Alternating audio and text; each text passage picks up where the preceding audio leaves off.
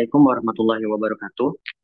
Baik, di sini kami dari perwakilan kelas C akan mempresentasikan materi pertemuan 11 dari mata kuliah Komunikasi Bisnis dan Negosiasi, yaitu materinya adalah persiapan pesan bisnis. Selanjutnya, nah yang pertama ada persiapan pesan bisnis secara oral. Nah, persiapan tentu saja segala sesuatu itu harus memiliki persiapan yang baik untuk dapat kita mencapai tujuan yang akan kita tuju. Nah, tentu juga dengan persiapan pesan bisnis ini, mempersiapkan pesan bisnis untuk presentasi membutuhkan perencanaan yang matang, mulai dari memahami audiens dan tujuan presentasi hingga merumuskan pesan utama yang ingin disampaikan. Selanjutnya, menyusun struktur presentasi yang logis, kemudian mengumpulkan data dan informasi pendukung, serta memilih media presentasi yang tepat juga tak kalah penting dalam persiapan pesan bisnis ini. Kemudian, yang terakhir adalah melatih presentasi juga merupakan langkah yang krusial agar penyampaian pesan bisnis dapat berjalan dengan lancar, efektif, dan mencapai tujuan yang diharapkan. Selanjutnya. Nah, selanjutnya adalah menentukan tujuan presentasi. Nah, presentasi bisnis memiliki 4 tujuan yang utama, yaitu to inform, to persuade, to motivate, to build goodwill. Nah, yang selanjutnya adalah pada kondisi tertentu suatu presentasi dapat memiliki beberapa tujuan sekaligus dalam satu presentasi itu sendiri. Kemudian selanjutnya akan disampaikan oleh teman saya.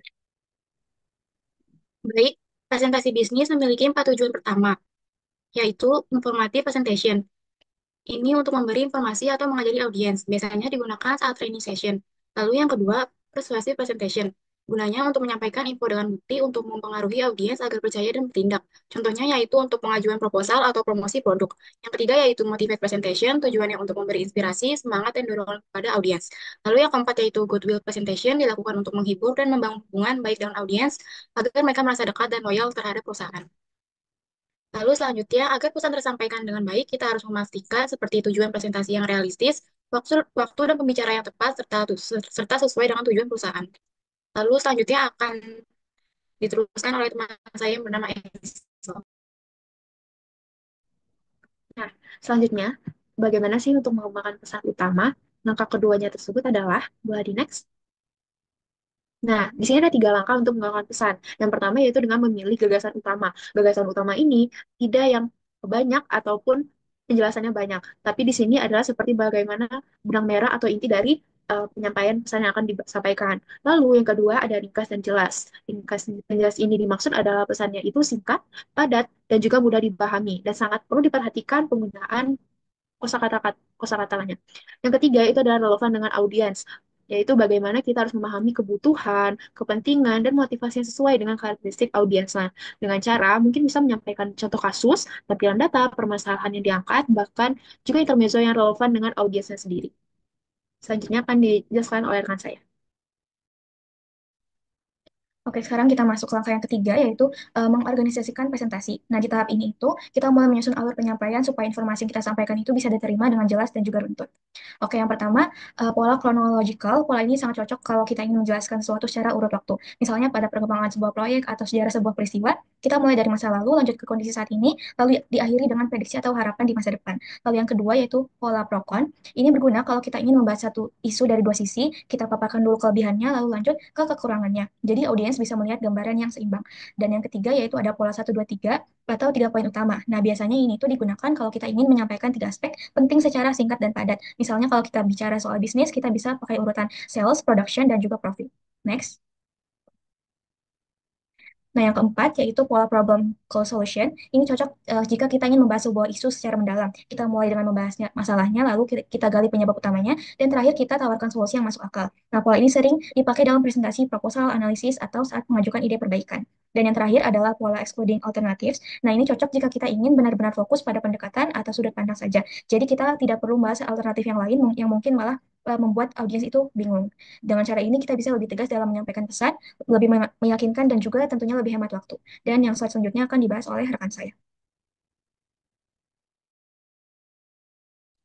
Oke, selanjutnya ada data dan informasi pendukung yaitu di langkah keempat. Next.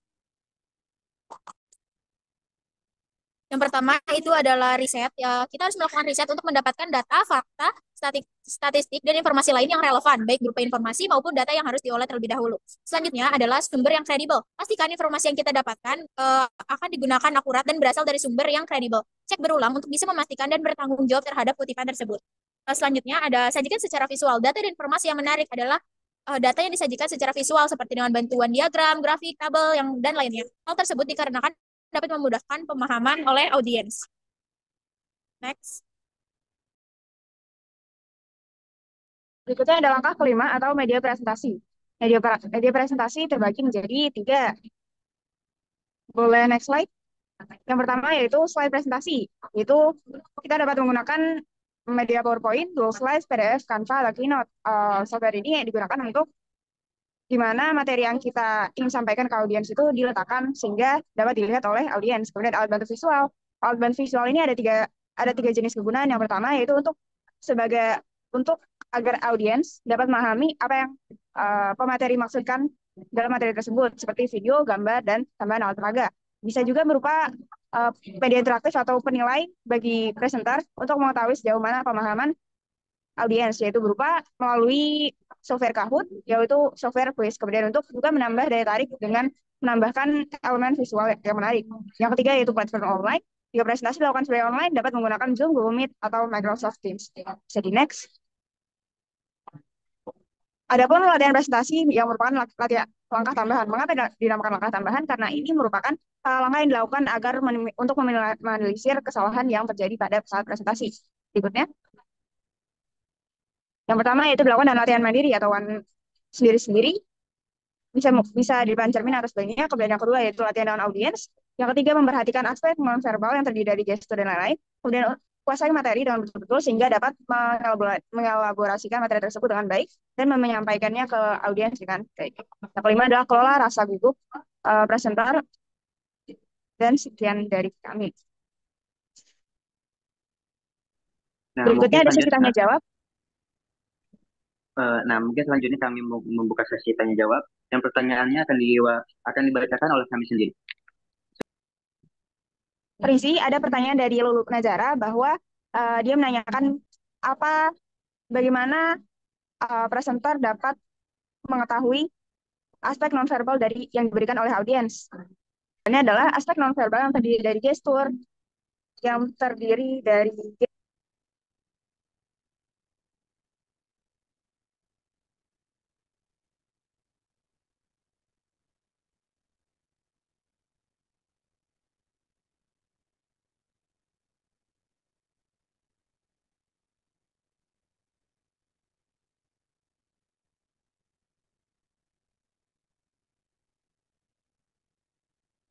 sehingga kita dapat mengetahui apa yang dimaksud dalam gesturnya dan dapat memberikan solusi yang terbaik. Terima kasih. Jadi yang selanjutnya ada pertanyaan dari Zakia Anissa. Jadi pertanyaannya itu bagaimana mengetahui bahwa tujuan penyampaian pesan bisnis ke audiens itu sudah realistis atau belum? Oke, saya izin menjawab. Jadi menurut kami, kita bisa mengetahui bahwa tujuan penyampaian pesan bisnis ke audiens itu sudah realistis atau belum, itu bisa dari dengan kondisi dan kebutuhan audiens, serta dapat dicapai dengan sumber daya yang kita miliki. Nah, selain itu, pesan yang kita sampaikan juga harus jelas, terukur, dan relevan dengan konteks bisnis yang sedang kita jalankan. Kalau audiens bisa memahami dan memberikan respon positif yang sesuai dan diharapkan, itu juga dapat menjadi indikator bahwa tujuan tersebut sudah realistis. Mungkin selanjutnya pertanyaan yang selanjutnya itu diberikan oleh Daryl. Dia bertanya, jika persiapan pesan bisnis ini tidak dilaksanakan dengan baik, apa yang akan terjadi? Apakah dapat dipastikan pesan bisnis akan gagal ataukah tidak? Nah, di sini saya izin menjawab. Jika persiapan pesan bisnis ini secara oral tidak dilaksanakan dengan baik, mungkin dampaknya bisa sangat signifikan. Meskipun tidak selalu berarti pesan bisnis ini pasti gagal. Namun kemungkinan kegagalan itu jauh lebih besar. Mungkin faktornya adalah pesan tidak tersampaikan dengan jelas, kurangnya kepercayaan dari audiens, ataupun kurangnya dampak atau daya tarik. Kemudian, jadi meskipun tidak bisa dipastikan 100% bahwa pesan akan gagal, resiko kegagalan itu akan jauh lebih besar tanpa persiapan yang baik. Nah, kemudian selanjutnya juga ada pertanyaan dari Gabriel. Dia bertanya kalau misalkan presentasi bisnis kan tadi memiliki 4 tujuan, yaitu to inform, to persuade, to build goodwill, dan to motivate. Nah, dia bertanya maksud dari keempat tujuan tersebut dan berikan contohnya. Baik, saya izin menjawab. Jadi untuk to inform ini presentasi ini bertujuan untuk memberikan informasi. Nah, tujuannya agar audiens memahami dan memiliki pengetahuan yang lebih baik tentang topik tersebut. Kemudian ada the persuaded atau membujuk atau juga bisa disebut meyakinkan. Presentasi ini bertujuan untuk mempengaruhi audiens agar setuju dengan ide. Contohnya adalah pitching ide bisnis kepada investor atau meyakinkan manajemen untuk mengadopsi strategi baru. Kemudian to build goodwill atau bisa disebut dengan membangun hubungan baik. Presentasi ini bertujuan untuk menciptakan kesan positif dan membangun hubungan baik dengan audiens. Ini bisa dilakukan dengan menunjukkan profesionalisme, kejujuran, kemampuan dan berkomunikasi dengan baik. Selanjutnya adalah to motivate atau memotivasi. Presentasi ini bertujuan untuk mendorong audiens untuk melakukan tindakan tertentu atau mencapai tujuan tertentu. Contohnya adalah memberikan pidato motivasi kepada tim atau memotivasi karyawan untuk meningkatkan kinerja. Baik, sesi diskusinya mungkin kami tutup dan mungkin presentasinya kami akhiri sampai di sini. Untuk kurang lebihnya kami mohon maaf. Terima kasih atas perhatiannya.